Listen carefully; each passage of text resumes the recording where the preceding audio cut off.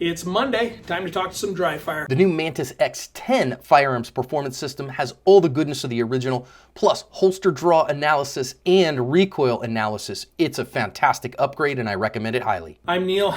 John's asked me to come in and share a little bit of some of the drills that I've been working on lately and maybe a little bit of my journey here. I started really getting serious about shooting about 3 years ago.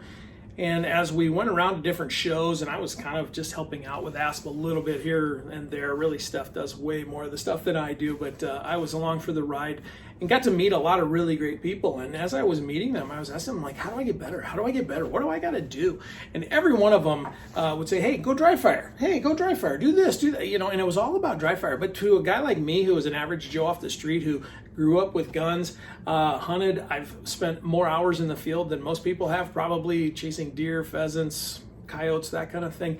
Dry fire didn't mean much to me other than boring, pull the trigger. And that gets old after a while. And I didn't really have any resources at that time. So then, of course, I started asking around. I met Annette Evans at one of the shows, and she showed me her book, and I spent a significant amount of time there. And that really started to open my eyes and help me turn a corner in practicing dry fire. It's not just about pulling the trigger. It's about so much more.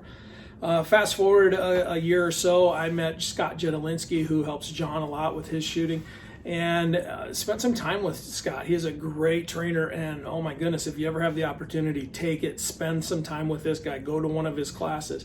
But he finished our first session with, hey Neil, you ought to really go get this book. It's by Steve Anderson, called Refinement and Repetition. And so I did.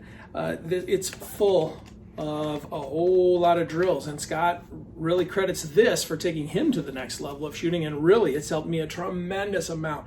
Highly recommend that as well. I'm going to share with you one of the drills out of here that really has helped me a lot, and it isn't pulling the trigger. We're not going to pull the trigger once today. I mean, you're sure welcome to, but I'm not going to pull the trigger on this video at all. So I'm going to show you one of these drills. That's going to sit right there while we do it. So the way that this drill works is it helps if I have a timer. I'll be right back. Okay, I got my trusty timer here. There are a million different kinds of timers that you can get out there. There's some that work with your cell phone. There's ones that are apps on your cell phone. This is the Pocket Pro 2 that I carry around on the range a lot. There's a ton of them out there, so get one that works for you. The way that this drill works is you're gonna set your par time. You're gonna figure out where do you feel comfortable at speed. And what that means is get the gun out, get on target, and find your dot, find your front sight in the A zone of a target. There's I don't know if a raging debate is the right term for it, but there is a little bit of a debate out there that, and I hear it all the time. Not everybody needs to be shot. You don't have to be so fast. You can just draw your gun and hold it at Sewell, and that'll solve a lot of problems. And you know what? There's nothing wrong with any of that. The challenge that I have with that is that sometimes some people need to be shot. John's watched 20,000 plus videos, probably more. Steph's watched maybe even more than that, because she watches the ones that don't make it to the channel, and I've seen a few of those as well. And there's some scary stuff out there, and frankly, some people have to be shot. And if you're ever in that position, it's probably going to be the worst day of your life. Do you want to go to Sewell and hope that makes that go away, or do you want to be able to do it quickly and efficiently? And that's why we do what we do. It's not that we're nervous and crazy and scared that something bad's going to happen. It's that on the worst day of our life, we want to be as prepared as we possibly can. And so that's why I dry fire. That's what I'm doing here.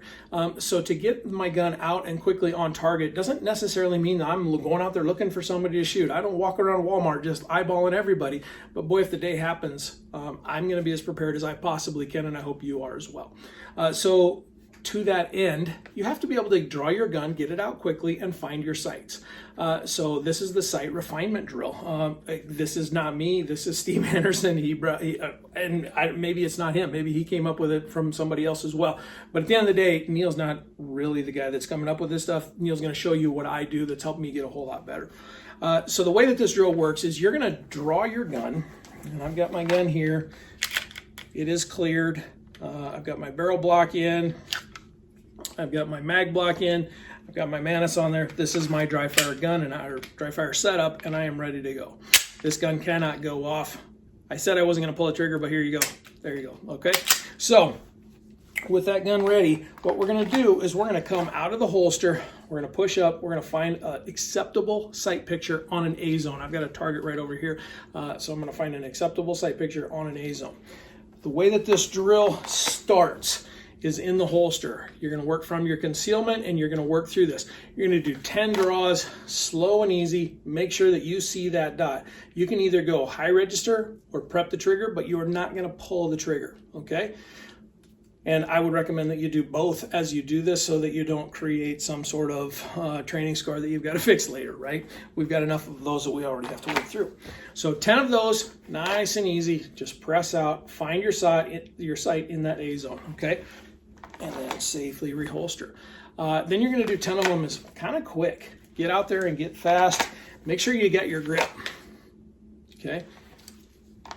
Now that you've got 20 draws under your belt, you've done 10 slow, 10 kind of quick, you're going to set your time. Now, I'm going to say that my par time today is going to be a 1.1.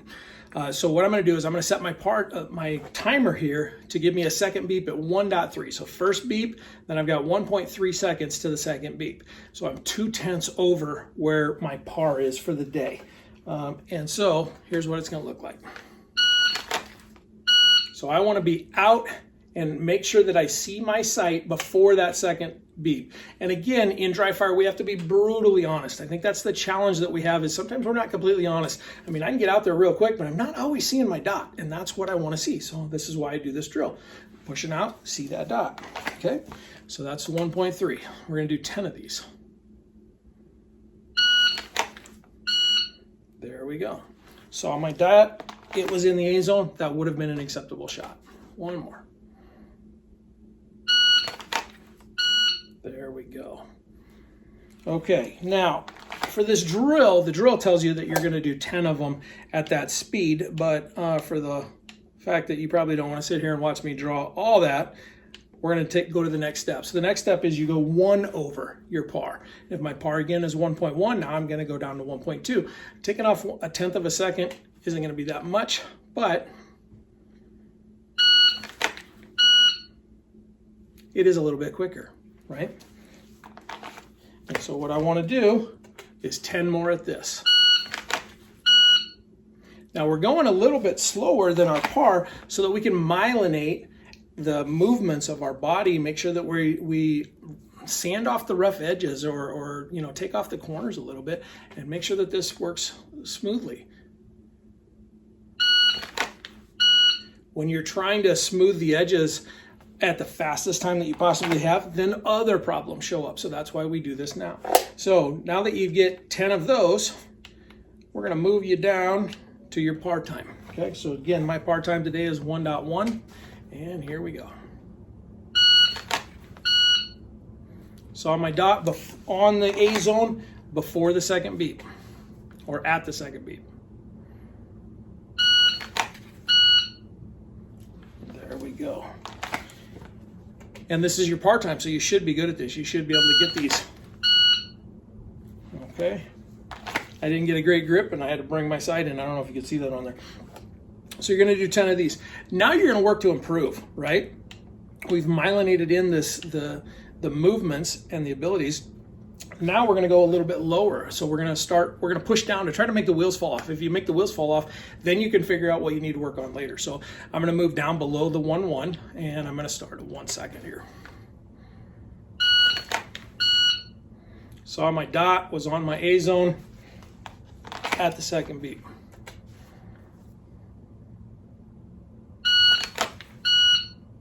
There we go. Now the drill, you're going to want to do this 10 times.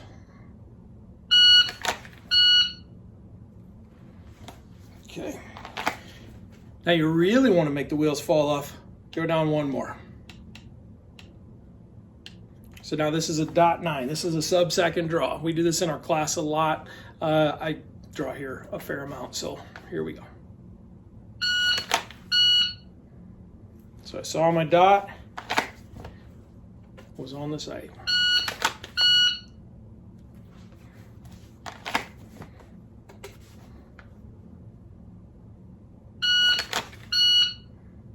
There we go. So that's the drill. That's it right there. Didn't pull the trigger once, just worked on the draw and finding an acceptable sight picture on a target. And that's really where you've got to be on the day that needs to happen, whether you're in competition or you're fighting for your life. You've got to put the shots on target, right?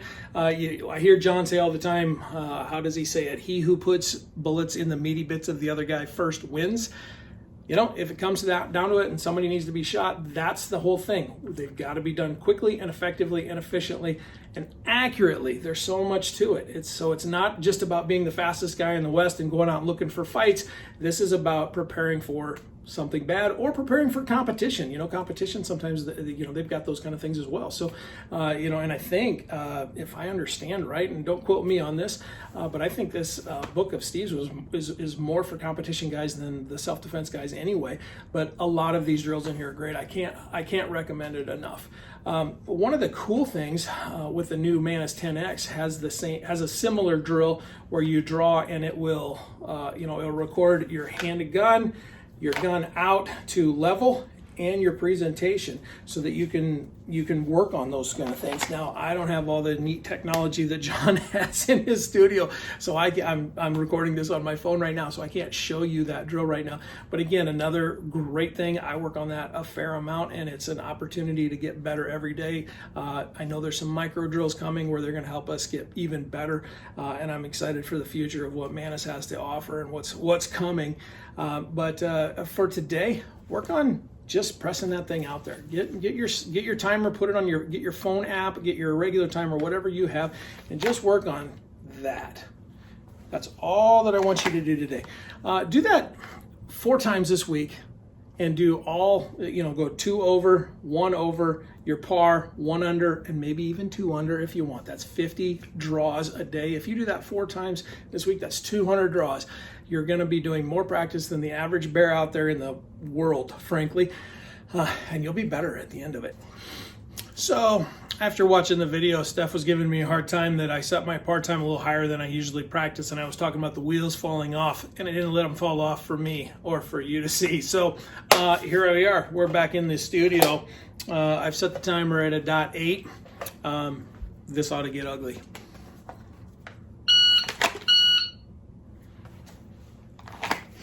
And after watching that, my shoulder's moving a whole lot too.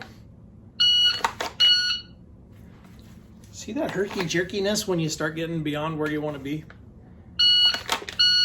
There we go. I saw my sight. Felt good.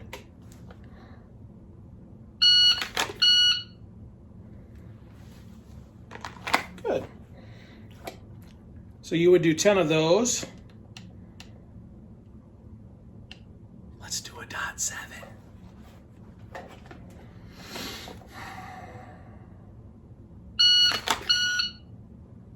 Ooh, I don't think I saw my sight. I think I was out there, but I didn't really see the sight before the dot. Ooh.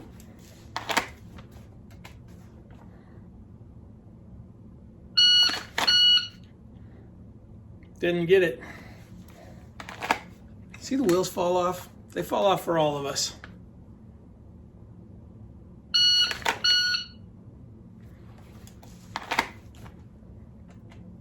One more. Let's get a good one. Did you see that? Didn't marry up very well. Don't watch that in slow motion. It'll be ugly. This is not a lesson. Maybe it's a lesson in how not to do it. Anyway, just always want to show that, we're all in a place, we're all getting better, we're all working on something. This is where I'm working and the wheels fall off for me too. Again, like I said at the beginning of this, I don't dry fire as much as I should. I would love to dry fire more. We all have things in our life that keep us from doing some of the things that we'd like to do. Yeah, it's a priority, but there's other priorities too. So sometimes this takes a little bit of a backseat. But on my worst day, I'm hoping that I'm as prepared as I possibly can be. Thanks a lot.